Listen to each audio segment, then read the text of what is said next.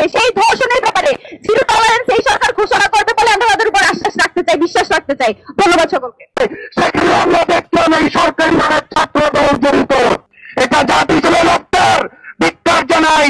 যাতে আপনারা এগুলোকে নিয়ন্ত্রণ না করেন, আমরা প্রশ্ন রাখতে চাই মাননীয় প্রধানমন্ত্রী তারেক রহমানের কাছে, আপনারা কি জনগণের দায়িত্ব নিয়েছেন নাকি ক্রম দর্শকের ঠিকাদারি নিয়েছেন? একই সাথে আমরা বিরোধী দলকে প্রশ্ন রাখতে চাই, যারা জামাত ইসলাম এবং এনসিপি রংপুরাতে যে হত্যাকাণ্ড হয়েছে, এনসিপির আহ্বায়ক নাইম ইসলামের আসনের মধ্যে এখনো পর্যন্ত আমরা এনসিপি থেকে দৃশ্যমান কোন প্রতিবাদ দেখতে পাইনি।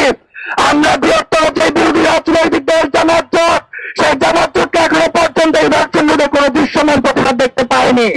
এইভাবে একটি দেশ চলতে পারে না।